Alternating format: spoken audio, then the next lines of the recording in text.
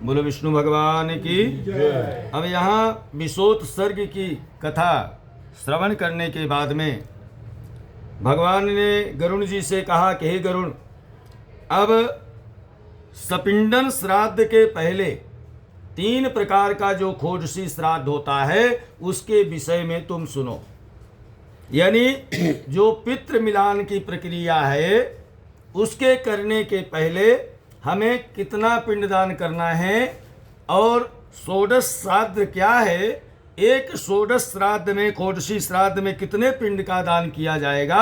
भगवान कहते हैं गरुड़ ये सुनो, ये खोडश श्राद्ध जो है 3 प्रकार के होते हैं। भगवान नारायण ने कहा कि गरुड़ 3 प्रकार का होता है और ये पहले दिन यानी जिस दिन मृत्यु हुई, मृत्यु होने से ही यह श्राद्ध यानी पहला षोडशी श्राद्ध शुरू हो जाता है। यानी पहला पिंड आप मृत्यु स्थान, यानी पहला पिंड हम जो घर में देते हैं, वेदी पर देते हैं, पहला पिंड जो है मृत्यु स्थान पर, दूसरा पिंड हम दरवाजे पर, तीसरा पिंड जो है माधे मार्ग पर, चौथा पिंड हम चिता के अंदर और 5वां प्रेत के हाथ में और 6वां अस्थि संचयन करने के लिए। यानी 6 पिंड का दान हम पहले दिन अगर करते हैं और 10 दिन का जो सूतक है उस सूतक में 10 दिन का पिंड यानी 10 पिंडा, पहले दिन 6 पिंड और फिर 10 दिन 10 पिंडा, तो ऐसे 10 दिन का जो सूतक काल है उसमें हमें 16 पिंड का दान करना चाहिए। और यह जो 16 पिंड है इसे क्या कहते हैं, इसे मलिन खोडसी, मलिन खोडसी श्राद्ध कहते हैं, जो मृत्यु के दिन से लेकर के और सूतक यानी 10 दिन तक चलता रहता है। मलिन खोडस चत प्रथमम, यानी ये 16 मलिन पिंडदान कहे गए हैं। दूसरे 16 और भी हैं, उसका भी विधान मैं तुम्हें बताऊंगा।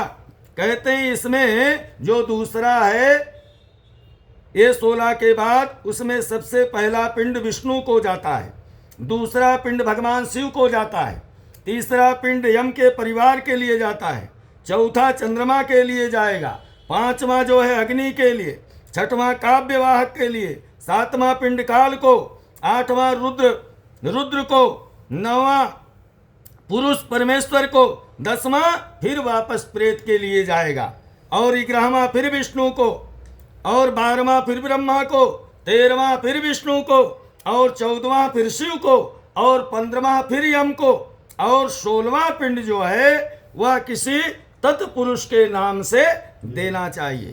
तो मलिन खोडसी पिंडदान के बाद में, षोडश श्राद्ध के बाद में ये जो मैंने बताया इसे क्या कहते हैं, मध्यम खोडसी। यानी मलिन खोडसी एक हो गया, ये दूसरा हो गया मध्यम खोडसी। अब इसके बाद में भी तीसरा क्या है, 12 प्रतिमासेषु पाक्षिकम च त्रिपाक्षिकम।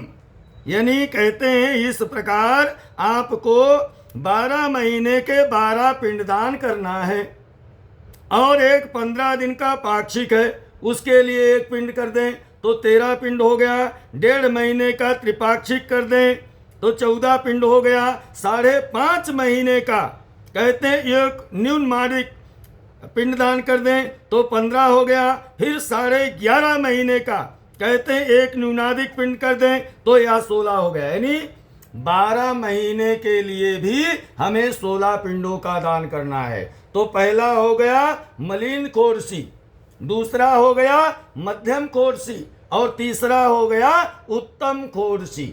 ये 3 प्रकार के खोडस श्राद्ध करने के बाद ही प्रेत स्वयं तैयार हो जाता है कि अब मुझे पितरों में जितना शीघ्र हो उतना शीघ्र मिला दीजिए।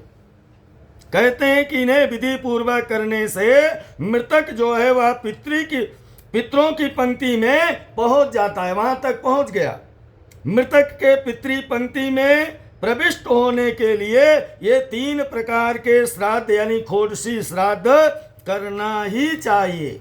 अगर कोई जजमान या कोई पंडित जी ब्राह्मण अगर ये तीनों खोडसी श्राद्ध नहीं करवाएं और पितृ मिलान नहीं करवाएं तो मृतक हमेशा प्रेत